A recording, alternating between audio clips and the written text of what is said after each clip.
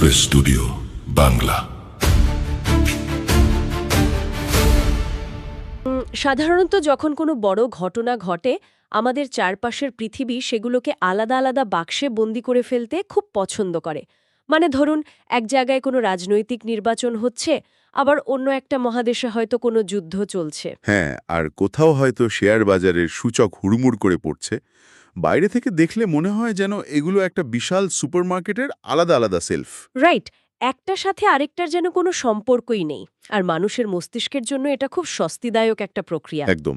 আমরা চারপাশের বিশৃঙ্খলাগুলোকে খুব পরিষ্কার আর আলাদা করে দেখতে চাই, যাতে বিষয়গুলো বুঝতে সুবিধা হয়। কিন্তু বাস্তবে দুনিয়াটা আসলে কোনো সুপারমার্কেট নয়, বরং এটা একটা অদৃশ্য সুবিশাল মাকড়সার জালের মতো।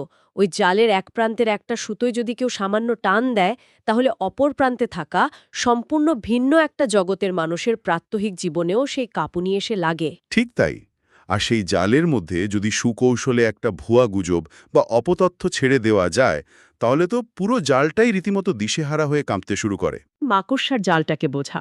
হ্যাঁ, এবং আজ আমাদের টেবিলে বেশ কিছু বৈচিত্র্যময় সংবাদসূত্র রয়েছে। জাতীয় পত্রিকার রিপোর্ট, আন্তর্জাতিক বাণিজ্য সেমিনারের ভেতরের তথ্য, উইকিপিডিয়ার নির্বাচনী ডেটা এবং একটি বিশেষ সাক্ষাৎকার। আমরা দেখব কিভাবে একটি সামান্য সোশ্যাল মিডিয়া গুজব থেকে শুরু করে রাজনৈতিক নির্বাচন, মধ্যপ্রাচ্যের যুদ্ধ এবং দিন শেষে আমাদের মানসিক সুখ সবকিছু একে অপরের সাথে গভীরভাবে যুক্ত। আচ্ছা, বিষয়গুলো একটু খুলে বলা যাক। আজকের প্রথম লোকাল টপিকটা দিয়েই শুরু করা যাক, যা আসলে ওই মাকড়সার জালের প্রথম কাঁপুনি। একদম ঠিক বলেছেন। আজকের দিনের সবচেয়ে আলোচিত বিষয়গুলোর একটি দিয়েই আমরা এই জট খোলা শুরু করতে পারি। বিষয়টা শুরু হচ্ছে একটা গুজব দিয়ে। আজ সকাল থেকেই সোশ্যাল মিডিয়ায় একটা খবর খুব তীব্রভাবে ছড়াচ্ছিল যে আগামীকাল শুক্রবার পবিত্র ঈদ উল ফিতর উপলক্ষে প্রধানমন্ত্রী তারেক রহমান জাতির উদ্দেশ্যে একটি বিশেষ ভাষণ দেবেন। হ্যাঁ, অনেকেই তো এটা বিশ্বাস করে শেয়ার করছিলেন। রাইট, কিন্তু একটু আগেই প্রধানমন্ত্রীর প্রেস উইং পরিষ্কার জানিয়ে দিয়েছে যে এই খবরটি সম্পূর্ণ মিথ্যা এবং বানোয়াট। মানে আগামীকাল এ ধরনের কোনো কর্মসূচির অস্তিত্বই নেই। স্টেটমেন্টটা খুব সময়োচিত ছিল। রাষ্ট্রীয় গণমাধ্যম বা প্রেস উইং ছাড়া এ ধরনের ঘোষণার যে কোনো ভিত্তি নেই, সেটা তারা মনে করিয়ে দিয়েছে। কিন্তু আমার ভাবনার জায়গাটা অন্য। যারা নিয়মিত খবর রাখেন তারা জানেন যে তথ্য যাচাই করা আজকাল খুব সহজ। তবু এই গুজবগুলো ভাইরাসের মতো ছড়াচ্ছে কেন? এটা একটা খুব ভালো প্রশ্ন। আমার তো মনে হয় সোশ্যাল মিডিয়ার অ্যালগোরিদম ঠিক ভাইরাসের মতোই কাজ করে। একটা সাধারণ বোরিং সত্য খবরের চেয়ে একটা উত্তেজনাপূর্ণ ভুয়া খবর এই প্ল্যাটফর্মগুলোর জন্য অনেক বেশি লাভজনক, কারণ এতে মানুষের মনোযোগ বাড়ে। হ্যাঁ, এঙ্গেজমেন্ট বাড়ে। আপনার এই ভাইরাসের উপমাটা যদি আমরা একটু গভীরে গিয়ে বিশ্লেষণ করি, তাহলে Center for the Study of Organized Hate বা CSOH এর সাম্প্রতিক একটি রিপোর্টের সাথে চমৎকার একটা মনস্তাত্ত্বিক মিল পাওয়া যায়। আচ্ছা, সেখানে কি বলা হয়েছে? সেখানে ডিজিটাল রাইটস অ্যাক্টিভিস্ট শোয়েব আবদুল্লার একটা বিস্তারিত সাক্ষাৎকার রয়েছে। তিনি ২০২৪ সালের জুলাইয়ের গণঅভ্যুত্থানের পর থেকে বাংলাদেশের ডিজিটাল স্পেসে ঠিক কী ঘটেছিল সেটাকে বর্ণনা করেছেন ইন্ডাস্ট্রিয়াল স্কেল বা ব্যাপক মাত্রায় অপতথ্য ছড়ানোর একটি নিখুঁত প্রক্রিয়া হিসাবে। ইন্ডাস্ট্রিয়াল স্কেল শব্দটা শুনলেই তো বোঝা যায় এটা কোনো বিচ্ছিন্ন ঘটনা নয়। মানে রীতিমতো কারখানা বসিয়ে মানুষের মনস্তত্ত্ব নিয়ে খেলা করা হচ্ছে। ঠিক তাই। গবেষণার তথ্য বলছে ওই অভ্যুত্থানের পর ছড়ানো ব্যাপক অপতথ্যের প্রায় ৮০%ই উৎপত্তি হয়েছিল ভারতের বিভিন্ন নেটওয়ার্ক থেকে। এর মূল উদ্দেশ্য ছিল সমাজে একটা চরম ভীতির পরিবেশ তৈরি করা। মানে একটা প্যানিক তৈরি করা, তাই তো? একদম। যেমন বলা হচ্ছিল সংখ্যালঘু সম্প্রদায়ের উপর ব্যাপক মাত্রায় হামলা হচ্ছে, অথবা পুলিশের মৃত্যুর সংখ্যা অতিরঞ্জিত করে ৩,০০০ বলে প্রচার করা হচ্ছিল। অথচ অফিসিয়াল তথ্য মতে সেই সংখ্যাটা ছিল ৫০-এর কম। মানে ৩,০০০ আর ৫০, পার্থক্যটা তো আকাশ পাতাল। কিন্তু আশ্চর্যের বিষয় হলো এই ধরনের ডাহা মিথ্যে মানুষ বিশ্বাস করে কিভাবে? এটাই তো অ্যালগোরিদমের খেলা। রাইট, আমার মনে হয় যখন একটা মিথ্যাকে খুব নিখুঁত গ্রাফিক্স দিয়ে বারবার শত শত ফেক অ্যাকাউন্ট থেকে নিউজ ফিডে পুশ করা হয়, তখন মানুষের লজিক্যাল ব্রেন কাজ করা বন্ধ করে দেয়। মানুষ তখন পুরোপুরি ইমোশন দিয়ে চিন্তা করে। এবং এই ইমোশনাল ম্যানিপুলেশনের সবচেয়ে বড় ট্র্যাজেডি হলো, ওই সাক্ষাৎকারে বলা হয়েছে যে খোদ পুলিশের কিছু সদস্য এক পর্যায়ে ওই ৩,০০০ মৃত্যুর গুজবটা বিশ্বাস করতে শুরু করেছিল। ও বাহ! মানে খোদ পুলিশরাই? হ্যাঁ, এটাই হলো অতথ্যের আসল ভয়াবহতা। এটা শুধু একটা সাময়িক বিভ্রান্তি নয়, এটা সমাজের ভেতরে থাকা পারস্পরিক আস্থার দীর্ঘমেয়াদী ভিত্তিটাকে ধ্বংস করে দেয়। প্রভাব তো সরাসরি গিয়ে পড়ে রাজনীতির মাঠে। বিশেষ করে আমরা যদি গত ফেব্রুয়ারি সংসদ নির্বাচনের কথা ভাবি, অবশ্যই। ২০০৮ সালের পর এই প্রথম একটি নির্বাচন হল যাকে সাধারণ মানুষ সর্বজনীনভাবে গ্রহণযোগ্য বলে মনে করেছে। কিন্তু ফিজিক্যাল দুনিয়ায় নির্বাচন সুষ্ঠু হলেও ডিজিটাল স্পেসে তো একটা অন্ধকার যুদ্ধ চলছিল। হ্যাঁ, সেই নির্বাচনে রাজনৈতিক দলগুলোর অনানুষ্ঠানিক অনলাইন নেটওয়ার্কগুলো একে অপরের বিরুদ্ধে ব্যাপক অপপ্রচার চালিয়েছে। রিপোর্ট অনুযায়ী সবচেয়ে উদ্বেগজনক বিষয় ছিল নারী প্রার্থীদের লক্ষ্য করে সুপরিকল্পিত চরিত্রহনন এবং সাইবার বুলিং। এটা তো খুবই অ্যালার্মিং। একদম, এটি একটি নির্দিষ্ট গোষ্ঠীকে রাজনীতি থেকে দূরে রাখার একটা নীরব হাতিয়ার। আর সবচেয়ে হতাশার ব্যাপার হলো ফেসবুক বা এক্সের মতো বৈশ্বিক প্ল্যাটফর্মগুলো এই বিষয়ে কার্যকর কোনো পদক্ষেপই নিচ্ছে না। তাই নাকি? তারা কি কোনো রেসপন্স করেনি? না, আগে তারা সিভিল সোসাইটির সাথে কিছুটা যোগাযোগ রাখলেও এখন সেই দরজাও প্রায় বন্ধ করে দিয়েছে। তার মানে এই অ্যালগোরিদমগুলো কোনো ধরনের দায়বদ্ধতা ছাড়াই আমাদের রাজনৈতিক পরিসরকে বিষাক্ত করে তুলছে। তবে রাজনীতি এবং অপতথ্যের এই খেলা তো শুধু আমাদের সীমানায় আটকে নেই। তা তো বটেই। সীমান্তের ওপারেই আরেকটি বড় রাজনৈতিক লড়াই শুরু হতে যাচ্ছে, যেখানে এই ডিজিটাল প্রপাগ্যান্ডা আর পরিচয়ের রাজনীতি বড় ভূমিকা রাখছে। আমি উইকিপিডিয়ার ডেটাবেস ঘাঁটছিলাম পশ্চিমবঙ্গের আসন্ন ২০২৬ সালের বিধানসভা নির্বাচন নিয়ে।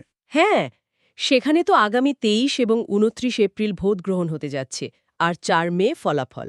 ঠিক, উইকিপিডিয়ার তথ্য অনুযায়ী তৃণমূল কংগ্রেস বা এআইটিসি ১৭ মার্চেই ২৯১ জনের প্রার্থী তালিকা দিয়ে দিয়েছে, আর বিজেপি ১৬ এবং ১৯ মার্চ ২ ধাপে ১৪৪ এবং ১১১ জনের তালিকা প্রকাশ করেছে। বামফ্রন্টও তাদের প্রার্থী তালিকা দিয়ে মাঠে নেমে পড়েছে। এখানে সবচেয়ে চমকপ্রদ বিষয় হল কিভাবে ডিজিটাল স্পেসের মেরুকরণগুলো ফিজিক্যাল রাজনীতির মাঠে প্রধান নিয়ামক হয়ে উঠেছে। ঠিক, এটা কোনোভাবেই রাস্তাঘাট বা অর্থনীতির মতো সাধারণ উন্নয়নমূলক ইস্যুর নির্বাচন নয়, একদম না। আপনি যদি উইকিপিডিয়ার পলিটিক্যাল ইস্যু সেকশনটা খেয়াল করেন, দেখবেন প্রধান বিতর্কগুলো দাঁড়িয়ে আছে সিএএ বা নাগরিকত্ব আইন, ধর্মীয় মেরুকরণ এবং আরজিকর ইস্যুকে কেন্দ্র করে, নারী নিরাপত্তা ও দুর্নীতির মতো বিষয়গুলোর ওপর। অর্থাৎ এই বিষয়গুলোকে কেন্দ্র করে যে লড়াই, সেখানে ওই ইন্ডাস্ট্রিয়াল স্কেলের অপতথ্য ছড়ানোর নেটওয়ার্কগুলো জ্বালানি হিসেবে কাজ করছে। রাইট। আমরা এখানে কোনো পক্ষ বা রাজনৈতিক মতাদর্শের কথা বলছি না, আমরা শুধু ডেটা বিশ্লেষণ করছি। কিন্তু একটা প্যাটার্ন খুব পরিষ্কার, রাজনৈতিক বা ডিজিটাল মেরুকরণ মানুষকে মানসিকভাবে অস্থির করে তোলে। এবং এই অস্থিরতা যখন বৈশ্বিক সংঘাতে রূপ নেয়, তখন তা শুধু মনস্তত্ত্ব নয়, সরাসরি মানুষের পকেট খালি করে দেয়। একদমই তাই। কারণ দিন শেষে বিশ্ব অর্থনীতি জিম্মি হয়ে আছে মধ্যপ্রাচ্যের এক ভয়াবহ সংঘাতের কাছে। রাজনীতি যতই উত্তপ্ত হোক, অর্থনীতি যদি মুখ থুবড়ে পড়ে, তবে কোনো কিছুই কাজে আসে না। আর এই সংঘাতের মাত্রা গত কয়েকদিনে এমন পর্যায়ে পৌঁছেছে যা বৈশ্বিক সাপ্লাই চেইন বা সরবরাহ ব্যবস্থাকে রীতিমতো পঙ্গু করে দিচ্ছে। আমাদের কাছে আসা সর্বশেষ আন্তর্জাতিক খবরগুলো সত্যি বলতে শিউরে ওঠার মতো। পশ্চিম জেরুজালেমে খোদ ইসরায়েলের অভ্যন্তরীণ নিরাপত্তা মন্ত্রণালয়কে লক্ষ্য করে ইরান ড্রোন হামলা চালিয়েছে। হ্যাঁ, কোনো বর্ডার পোস্ট নয়, একদম সরাসরি ইন্টেরিয়ার মিনিস্ট্রিতে। আর এর পেছনের কারণ হিসেবে ইরান যে দাবি করেছে, সেটাও আরও ভয়ঙ্কর।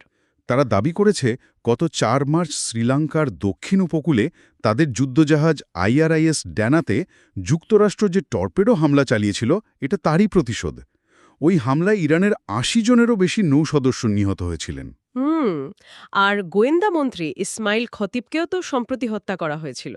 হ্যাঁ, সেটারও প্রতিশোধ হিসেবে এই হামলা বলে ইরান দাবি করছে। ২৮ ফেব্রুয়ারি থেকে শুরু হওয়া যুক্তরাষ্ট্র ইসরায়েল বনাম ইরানের এই যুদ্ধ এখন চরমে। এই ভৌগোলিক বিস্তৃতিটা একবার চিন্তা করে দেখুন। শ্রীলঙ্কার কাছে সাগরে একটা যুদ্ধজাহাজ ডুবল, আর তার বদলা নেওয়া হলো জেরুজালেমের একটা মন্ত্রণালয়ে ড্রোন ফেলে। ঠিক, যুদ্ধটা এখন আর কোনো নির্দিষ্ট সীমানায় আটকে নেই। বা শ্রীলঙ্কার কাছে সাগরে যুদ্ধ হলো, তাতে ঢাকার মতিঝিলের বা চট্টগ্রামের খাতুনগঞ্জের কোনো সাধারণ ব্যবসায়ীর রাতের ঘুম হারাম হওয়ার কী কারণ? আমরা যদি বিষয়টাকে বড় ক্যানভাসে দেখি তাহলে বুঝতে পারব এই গ্লোবাল সাপ্লাই চেনের যুগে দূরের ঘটনা বলে আর কিচ্ছু নেই। গতকাল Dhaka chamber of commerce and industry বা ডিসিসিআই এর একটি সেমিনারে অর্থনীতিবিদরা যে ডেটা দিয়েছেন তা আমাদের সবার জন্য একটা বড় সতর্কবার্তা। আচ্ছা, কি ধরনের ডেটা? এই সংঘাতের কারণে আন্তর্জাতিক বাজারে অপরিশোধিত তেলের দাম ব্যারেল প্রতি $115 ছাড়িয়ে গেছে। $115। যাদের অর্থনীতির সাধারণ জ্ঞান আছে তারা জানেন যে তেলের দাম বাড়লে পরিবহন খরচ বাড়ে, আর পরিবহন খরচ বাড়লে সবকিছুর দাম বাড়ে। একদম। কিন্তু ডিসিসিআই এর ডেটা দেখে আমার মনে হলো বিষয়টা শুধু সাধারণ মূল্যস্ফীতি নয়, এটা একটা বিশেষ ধরনের সাপ্লাই শক ইনফ্লেশন বা সরবরাহ বিঘ্নিত মূল্যস্ফীতি, যেখানে সুদের হার 16% ছাড়িয়ে গেছে আর মূল্যস্ফীতি আটকে আছে 9%-এর ঘরে। আপনি একদম ঠিক জায়গায় আঙুল দিয়েছেন।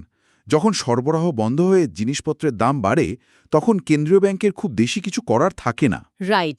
সুদের হার বাড়িয়ে বাংলাদেশ ব্যাংক বাজারে টাকার প্রবাহ কমানোর চেষ্টা করছে ঠিকই, কিন্তু এর একটা ভয়ঙ্কর পার্শ্ব প্রতিক্রিয়া তৈরি হয়েছে।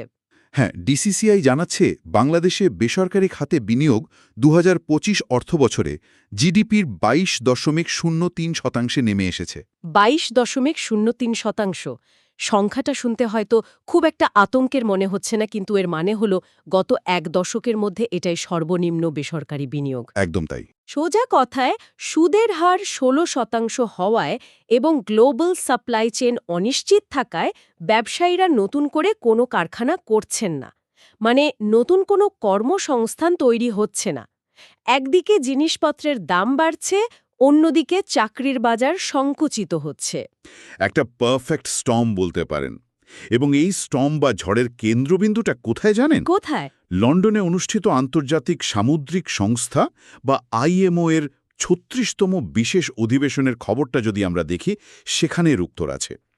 ওই অধিবেশনে বাংলাদেশ সরকার আনুষ্ঠানিকভাবে হরমুজ প্রণালীর সংকট নিয়ে গভীর উদ্বেগ প্রকাশ করেছে। হরমুজ প্রণালী, যেখান দিয়ে বিশ্বের প্রায় 20% তেল পরিবাহিত হয়।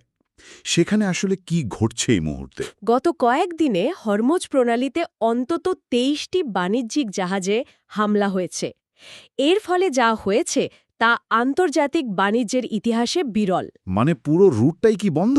প্রায় তাই। আইএমও এর তথ্য অনুযায়ী হরমুজ প্রণালীর পশ্চিমে এই মুহূর্তে 3200টি জাহাজ আটকা পড়ে আছে, আর এই জাহাজগুলোতে কাজ করছেন প্রায় 20,000 নাবিক। 20,000 নাবিক আর 3200 জাহাজ, এটা তো পুরো বৈশ্বিক সরবরাহ ব্যবস্থা একটা ব্লক তৈরি করেছে। আন্তর্জাতিক সম্প্রদায় কি এই অচলাবস্থা নিরসনে কিছুই করতে পারছে না? ইতালি, জার্মানি এবং ফ্রান্স জানিয়েছে তারা ওই প্রণালীতে নিরাপদ নৌ চলাচলের জন্য সহায়তা দিতে প্রস্তুত। কিন্তু শর্ত হল ইরান ও ইসরায়েলের মধ্যে আগে একটি আনুষ্ঠানিক যুদ্ধবিরতি হতে হবে। তার মানে যতক্ষণ রাজনৈতিক রেষারেষি এবং যুদ্ধ চলছে ততক্ষণ এই 3200 জাহাজ ওখানেই আটকে থাকবে, তেলের দাম $115 উপরেই থাকবে, আর আমাদের দেশের ক্ষুদ্র ব্যবসায়ীদের ঋণের বোঝা বাড়তেই থাকবে। হ্যাঁ, সমীকরণটা ঠিক এরকমই। কি এক অদ্ভুত আর দমবন্ধ করা পরিস্থিতি। একদিকে অপতথ্য আর অ্যালগোরিদম আমাদের সমাজকে ভেতর থেকে ভাগ করছে, অন্যদিকে মধ্যপ্রাচ্যের যুদ্ধ আমাদের অর্থনীতিকে পঙ্গু করে দিচ্ছে। এই সব কিছুর পর একটা প্রশ্ন খুব স্বাভাবিকভাবেই মাথায় আসে, পৃথিবীর মানুষের মানসিক অবস্থা আসলে কেমন? আমরা কি আদৌ সুখে আছি? এই জটিল মনস্তাত্ত্বিক প্রশ্নটার উত্তর খুঁজতে আমাদের তাকাতে হবে 2026 সালের বিশ্ব সুখ প্রতিবেদন বা ওয়ার্ল্ড হ্যাপিনেস রিপোর্টের দিকে। হ্যাঁ, যেটা প্রতি বছর প্রকাশ করা হয়। ঠিক, জাতিসংঘের পৃষ্ঠপোষকতায় এই রিপোর্টটি প্রকাশিত হয়েছে এবং তালিকার শীর্ষ নামটা এবারও অপরিবর্তিত। ফিনল্যান্ড টানা নববারের মতো বিশ্বের সবচেয়ে সুখী দেশ নির্বাচিত হয়েছে তারা। এরপরই আছে আইসল্যান্ড এবং ডেনমার্ক। নর্ডিক দেশগুলোর এই আধিপত্য আমরা প্রায় এক দশক ধরে দেখছি। হ্যাঁ, এটা তো অনুমেয়ই ছিল। কিন্তু এখানেই বিষয়টা সত্যি দারুণ কৌতূহলোদ্দীপক হয়ে ওঠে। আপনি যদি তালিকার একটু নিচের দিকে তাকান, দেখবেন লাতিন আমেরিকার দেশ কোস্টারিকা গতবারের 23 নম্বর স্থান থেকে এক লাফে এবার 4 নম্বরে উঠে এসেছে। এটা আসলেই একটা বড় লাফ। আর অন্যদিকে সবচেয়ে অসুখী বা 147তম স্থানে আছে যুদ্ধবিধ্বস্ত আফগানিস্তান। কোস্টারিকার এই উল্লাম্ফন আসলেই একটা কেস স্টাডি। তবে তার আগে আমাদের নিজেদের আঙিনা একটু তাকানো দরকার। বিভিন্ন সূত্র অনুযায়ী বাংলাদেশের অবস্থান এবার আরও অবনতি হয়ে ১৩৪তম স্থানে নেমে গেছে। গত বছরও আমরা এর চেয়ে কিছুটা ভালো অবস্থানে ছিলাম। এই অবনতির পেছনের মেকানিজমটা কি? এই যে আমরা একটু আগে আলোচনা করলাম, জিডিপিতে বেসরকারি বিনিয়োগ কমেছে, সুদের হার ১৬%, এগুলোর সাথে কি আমাদের এই অসুখী হওয়ার সরাসরি সম্পর্ক আছে? অবশ্যই আছে। সুখের সূচক তো শুধু মানুষের মুখের হাসির ওপর নির্ভর করে না। এটি তৈরি হয় সামাজিক নিরাপত্তা, গড় আয়ু, ব্যক্তিগত স্বাধীনতা এবং পারস্পরিক আস্থার ওপর ভিত্তি করে। রাইট। বাংলাদেশে এখন অর্থনৈতিক চাপ চরম পর্যায়ে, কিন্তু তার চেয়েও বড় কথা হলো আস্থার ঘাটতি। আপনি প্রথম সেগমেন্টে যে অপতথ্যর কথা বললেন, সেটা কিন্তু সমাজের ভেতরে মানুষের প্রতি মানুষের বিশ্বাসটাকে ভেঙে দিয়েছে। যখন সামাজিক নিরাপত্তা থাকে না এবং মানুষ একে অপরকে সন্দেহ করে, তখন অর্থনৈতিক চাপের সাথে মিলে সেটা একটা চরম অসুখী সমাজ তৈরি করে। তাহলে ফিনল্যান্ড বা কোস্টারিকা কি এমন জাদুকরী ফর্মুলা ব্যবহার করছে? ফিনল্যান্ডের ব্যাপারটা না হয় বুঝলাম, তাদের অত্যন্ত শক্তিশালী রাষ্ট্রীয় সুরক্ষা ব্যবস্থা আছে, প্রকৃতির সাথে সংযোগ আছে। কিন্তু কোস্টারিকার তো ফিনল্যান্ডের মতো বিশাল জিডিপি বা ইউরোপিয়ান ওয়েলথ নেই। ঠিক এই জায়গাটাই সবচেয়ে গুরুত্বপূর্ণ। কোস্টারিকা প্রমাণ করেছে যে সুখের জন্য শুধু রাষ্ট্রীয় বা অর্থনৈতিক কাঠামো লাগে না। তাদের এই অভাবনীয় সাফল্যের ম্যাজিক হলো তাদের অত্যন্ত সুদৃঢ় পারিবারিক এবং সামাজিক বন্ধন। আচ্ছা, মানে কমিউনিটি সাপোর্ট। একদম। লাতিন আমেরিকার এই দেশটির মানুষ একে অপরের সাথে সামাজিকভাবে গভীরভাবে যুক্ত। তাদের সাপোর্ট সিস্টেম এতই শক্তিশালী যে অর্থনৈতিক সীমাবদ্ধতা থাকলেও মানুষ সেখানে একা বা অসহায় বোধ করে না। বাহ, এটা বেশ ইন্টারেস্টিং। এটি একটি অত্যন্ত গুরুত্বপূর্ণ প্রশ্নের জন্ম দেয়, বিশেষ করে আমরা যদি উন্নত বিশ্বের তরুণ প্রজন্মের দিকে তাকাই। রিপোর্ট বলছে ইংরাজিভাষী দেশগুলোতে তরুণ প্রজন্মের সুখের মাত্রা আশঙ্কাজনকভাবে কমছে। তারা এখন বয়স্কদের চেয়েও বেশি অসুখী। তারাই সবচেয়ে অসুখী। এর কারণ হিসেবে গবেষকরা কি বলছেন? গবেষকরা সরাসরি অতিরিক্ত সোশ্যাল মিডিয়া ব্যবহার এবং এর ফলে সৃষ্ট একাকিত্বকে দায়ী করেছেন। দেখুন কিভাবে মাকড়সার জালের সুতোগুলো আবার মিলে যাচ্ছে। আমরা আবার সেই প্রথম পয়েন্টে ফিরে এলাম, যে ডিজিটাল প্ল্যাটফর্মগুলো অপতথ্য আর ভুয়া গুজব ছড়িয়ে আমাদের বিভক্ত করছে, সেগুলোই আবার তরুণদের মানসিক সুখ কেড়ে নিচ্ছে। একদম নিখুঁত পর্যবেক্ষণ। স্ক্রিনের দিকে তাকিয়ে থাকতে থাকতে তারা ফিজিক্যাল দুনিয়ার সামাজিক সম্পর্কগুলো হারিয়ে ফেলছে। অ্যালগোরিদমগুলো মূলত আমাদের আইসোলেট বা বিচ্ছিন্ন করে ফেলে। হ্যাঁ, কারণ একজন বিচ্ছিন্ন মানুষকে প্রোডাক্ট বিক্রি করা বা তার মাথায় প্রপোগান্ডা ঝোকানো অনেক বেশি সহজ। এবং যখন এই সামাজিক বিচ্ছিন্নতার সাথে যোগ হয় মধ্যপ্রাচ্যের মতো কোনো সংঘাত, যা অর্থনীতিতে সাপ্লাই শক, ইনফ্লেশন তৈরি করে, তখন মানুষের জীবন সব দিক থেকে চাপে পড়ে যায়। রাইট। আজকের এই আলোচনাটা সত্যিই অনেকগুলো বিচ্ছিন্ন বিন্দুকে এক সরল রেখায় নিয়ে এসেছে। আমরা যদি একটু দ্রুত রিক্যাপ করি, আমরা শুরু করেছিলাম প্রধানমন্ত্রীর ভাষণ নিয়ে একটি সাধারণ গুজব দিয়ে। হ্যাঁ, সেখান থেকে আমরা দেখলাম কিভাবে ডিজিটাল প্ল্যাটফর্মগুলো দায়িত্বহীনভাবে কাজ করছে এবং CSOH এর রিপোর্ট অনুযায়ী কিভাবে ইন্ডাস্ট্রিয়াল স্কেলে অবতথ্য ছড়ানো হচ্ছে। এরপর আমরা দেখলাম কিভাবে এই মেরুকরণ পশ্চিমবঙ্গের মতো জায়গায় নির্বাচনী মাঠের প্রধান নিয়ামক হয়ে উঠেছে। আর সেখান থেকে আমরা গেলাম মধ্যপ্রাচ্যে। ইসরায়েলে ইরানের ড্রোন হামলা, সাগরে যুদ্ধজাহাজে আক্রমণ, যার সরাসরি ফল হিসেবে গ্লোবাল সাপ্লাই চেইন ভেঙে পড়েছে। ৩২০০টি জাহাজ আটকে আছে, আর সেই ধাক্কায় তেলের দাম $১১৫ পৌঁছেছে এবং বাংলাদেশের বেসরকারি বিনিয়োগ এক দশকের মধ্যে সর্বনিম্ন অবস্থায় নেমেছে।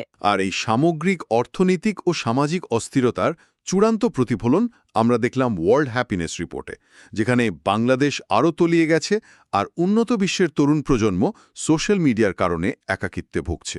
তাহলে এসবের মানে কি দাঁড়াচ্ছে? আমরা কি সত্যি একটা ডিজিটাল আর জিওপলিটিক্যাল মাকড়সার জালে আটকা পড়ে গেছি, যেখান থেকে বেরোনোর কোনো উপায় নেই? প্রশ্নটা বেশ ভারী। হ্যাঁ, যারা শুনছেন, আজকের এই গভীর অনুসন্ধান শেষ করার আগে আপনাদের একটি বিষয় নিয়ে ভাবতে অনুরোধ করব। যুদ্ধ, অর্থনৈতিক মন্দা বা সোশ্যাল মিডিয়ার এই অ্যালগোরিদমের যুগে খুব সহজেই হতাশ হয়ে পড়া যায়। একদমই তাই।